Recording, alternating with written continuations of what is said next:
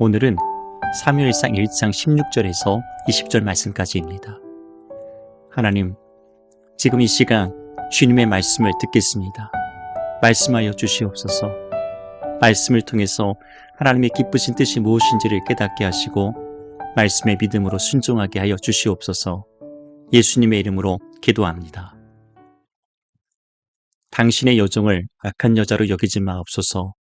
내가 지금까지 말한 것은 나의 원통함과 격분됨이 많기 때문이니이다 하는지라. 엘리가 대답하여 이르되 편안히 가라. 이스라엘의 하나님이 내가 기도하여 구한 것을 허락하시기를 원하노라 하니 이르되 당신의 요정이 당신께 은혜 입기를 원하나이다 하고 가서 먹고 얼굴에 다시는 근심빛이 없더라. 그들이 아침에 일찍 일어나 여호와 앞에 경배하고 돌아가 라마의 자기 집에 이르니라.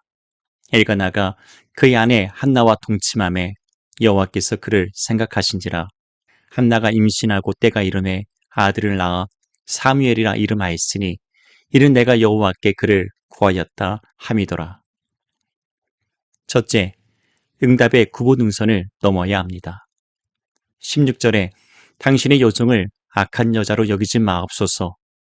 한나가 성전에서 기도할 때 엘리 제사장에게서 술에 취했다며 오해를 받았습니다. 마음이 괴로워서 기도하며 울고 있는데 포도주를 끊으라고 책망을 들었으니 이 얼마나 마음이 속상할 일입니까? 자신을 그런 악한 여자로 보았다는 것에 무척이나 마음이 상했습니다. 남편과 군인 나이 일로 마음이 상하고 기도에 응답이 없어서 괴로웠는데 성전에서 기도하다가 이런 황당한 말까지 들었으니 참으로 억울하고 답답했을 것입니다. 이럴 때 쓰는 말이 있죠. 설상가상이라고. 눈 위에 서리가 내린다는 말처럼 엎친 데 덮친 격으로 마음 상할 일이 계속해서 일어났습니다. 참 이상합니다. 기도하면 기도할수록 마음의 평강이 찾아오고 하나님의 응답이 신속히 이루어져야 할 것 같은데 마음 상할 일만 계속해서 일어나고 불안과 답답함은 가시지 않습니다. 이럴 때 우리가 하나님을 원망합니다. 한나의 마음에도 이런 원망함이 있었습니다. 마치 광야의 이스라엘 백성이 모세를 원망했듯이 하나님께 대놓고 원망할 수 없으니 엘리 제사장에게 이런 원망 섞인 이야기를 했던 것입니다. 얼마나 억울하고 원망스러웠으며 당신의 여종을 악한 여자로 여기지 마옵소서라고 이야기를 했을까요? 저 역시 그렇습니다. 방금까지 은혜 가운데 있다가도 누군가 마음을 상하게 하는 말이라도 하면은 나를 어떻게 보고 이런 이야기를 하나 싶어서 무척 억울하고 원망스러울 때가 있습니다. 그러나 이것은 한나가 넘어야 될 마지막 기도 응답의 구부능선이었습니다. 기도하고 기도하는데 자꾸만 어려운 일들이 찾아올 때 하나님의 응답이 눈앞에 와 있다는 증거입니다. 사단이 방해하고 사람과 환경이 회방할 때 하나님의 역사의 시간이 다가왔음을 의미합니다. 마침내 이런 상황을 극복하고 응답의 구보능선을 넘을 때 우리의 얼굴에서도 근심의 빛이 사라질 것입니다. 둘째, 서로를 위해서 축복하며 기도해야 합니다. 17절에 엘리가 대답하여 이르되 편안히 가라. 이스라엘의 하나님이 내가 기도하여 구한 것을 허락하시기를 원하노라. 놀랍게도 엘리 제사장의 입에서 생각지도 못했던 이야기가 나왔습니다. 바로 한나를 위한 축복의 기도였습니다. 편안히 가라. 이스라엘의 하나님이 내가 기도하여 구한 것을 허락하시기를 원하노라. 방금 전까지만 해도 내가 언제까지 취하여 있겠느냐. 포도주를 끊으라고 강하게 책망했던 엘리가 이제는 한나를 위해서 진심으로 축복하며 기도해 준 것입니다. 저는 이 축복의 기도가 그저 형식적인 기도가 아니었다고 믿습니다. 한나의 말을 다 듣고 보니 그저 미안해서 마지못해 해주었던 그런 기도가 아니었다는 것입니다. 이는 하나님의 감동으로 이루어졌던 축복의 기도였습니다. 비록 엘리가 생각이 없이 마음 없이 해주었던 기도라도 그 기도에 성령의 역사가 함께했다는 것입니다. 그 이유가 엘리의 축복의 기도를 한나가 사람의 소리로 듣지 않고 하나님의 음성으로 듣고 하나님의 응답으로 받았기 때문입니다. 베드로의 신앙 고백도 베드로가 고백은 했지만 이를 알게 하고 신앙을 고백하게 하신 것은 하나님이 하셨다고 예수님도 말씀하셨습니다. 엘리의 축복기도 역시 하나님께서 그렇게 할 수 있도록 감동을 주셨고 한나가 이를 하나님의 음성으로 하나님의 응답으로 받도록 역사하셨습니다. 그저 생각 없이 내뱉은 말 한마디라도 누군가에게 하나님의 음성으로 하나님의 응답으로 들려줄 수 있습니다. 또한 누군가를 위한 오늘의 축복의 기도, 중보의 기도가 하나님의 역사를 일으키는 통로가 된다는 것입니다. 오늘 이 큐티의 말씀도 누군가에게 하나님의 음성과 응답으로 들려지기를 소망합니다. 우리는 할 수만 있다면 서로를 위해서 축복하며 기도해 주어야 합니다. 한나를 위한 엘리 제사장의 축복의 기도는 그렇게 하나님의 은혜의 응답의 통로가 되었습니다. 이 시간 내 마음에 축복하고 싶은 사람이 누구입니까? 셋째, 은혜가 임하면 근심의 빛이 사라집니다.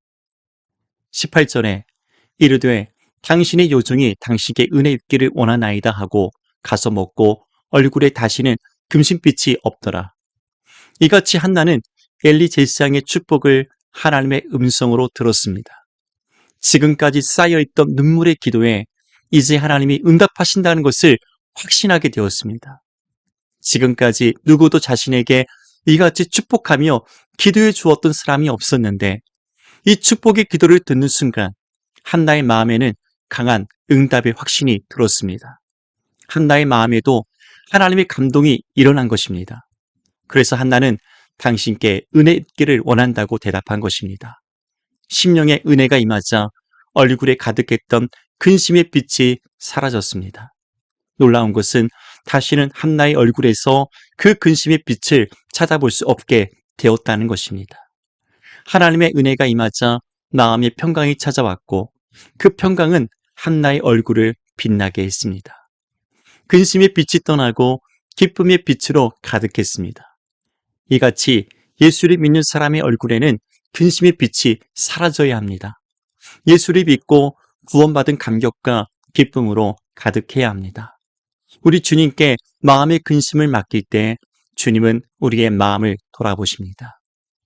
19절에 그들이 아침에 일찍이 일어나 여호와 앞에 경배하고 돌아가 라마의 자기 집에 이르니라. 엘가나가 그의 아내 한나와 동침함에 여호와께서 그를 생각하신지라. 한나는 다음날 아침에 일어나 기쁨으로 하나님을 경배하고 집으로 돌아갔습니다. 예전 같으면 수심이 가득한 얼굴로 돌아갔지만 이제는 근심이 아닌 기쁨으로 돌아갔습니다. 종종 우리가 은혜 받았다고 하면서 그 받은 은혜가 하루도 못 간다는 말들을 합니다. 사역을 하다 보니 수련회나 집회에서 은혜를 받고 집에 갔는데 가족 간의 사소한 말다툼 끝에 받은 은혜를 다 쏟아버렸다는 우스개 같은 소리를 종종 듣곤 했습니다. 그런데 한나는 어젯밤에 받은 그 은혜가 마음에서 사라지지 않았습니다. 아무리 분인나가 찾아와서 또 한나의 마음을 격분케 하고 괴롭게 하더라도 흔들리지 않았습니다. 분인나의 자녀들을 보아도 부럽지가 않았습니다. 오히려 없던 식욕도 생기고 남편과의 사랑도 깊어지고 삶이 즐거워졌습니다. 하나님의 은혜가 임하면 이같이 우리의 마음과 삶에 변화가 일어납니다. 소위 하나님께서 우리에게 주시는 찐 은혜는 잠시 받은 것 같은 은혜가 아니라 영원히 우리와 함께 하시는 구원의 은혜입니다. 여호와께서 그를 생각하신지라. 하나님은 엘가나와 한나가 동침했던 그날 밤 그를 생각하시고 닫혔던 태의 문을 열어주셨습니다. 여기서 하나님이 그를 생각하셨다는 것은 한나의 기도를 잊지 않으시고 기억하셨다는 것을 의미합니다. 누군가 나를 생각해 주는 것도 행복한 일이지만 하나님께서 나 같은 사람, 나 같은 죄인을 기억하시고 사랑해 주시는 것만큼 행복하고 감사한 일은 없을 것입니다. 그렇게 해서 한나가 하나님께 얻은 아들이 사무엘입니다. 은혜란 하나님께서 우리를 생각하시는 것입니다. 하나님은 그렇게 예수 그리스도 안에서 나를 사랑하시고 생각하십니다. 20절에 한나가 임신하고 때가 이름에 아들을 낳아 사무엘이라 이름하였으니 이는 내가 여호와께 그를 구하였다 함이더라. 하나님께서 한나를 생각하심으로 마침내 그가 임신하고 아들을 낳았습니다. 한때 한나는 마음의 고통과 괴로움 속에 살았지만 날마다 기도로서 이겨나갔습니다. 이런 한나의 고통의 기도가 있었기에 하나님은 그를 돌아보셨고 사무엘을 주셨습니다. 지금 내가 겪는 고통이 있기에 우리는 기도할 수 있습니다. 우리가 기도할 때 하나님은 그 고통조차 축복이 되게 하십니다. 지금 내 마음속에 있는 근심은 무엇입니까? 마음의 근심과 고통을 하나님께 아뢰며 기도하고 있습니까? 하나님, 우리의 마음속에 근심이 있고 염려가 있지만 하나님께 아뢰며 기도합니다. 기도할 때마다 우리의 마음에서, 우리 얼굴에서 근심의 빛이 사라지게 하시고 받은 구원의 기쁨과 감사의 감격으로 충만할 수 있도록, 늘 성령의 충만한 삶을 살아갈 수 있도록 인도하여 주시옵소서.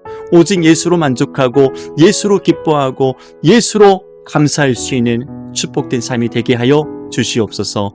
예수님의 이름으로 기도합니다.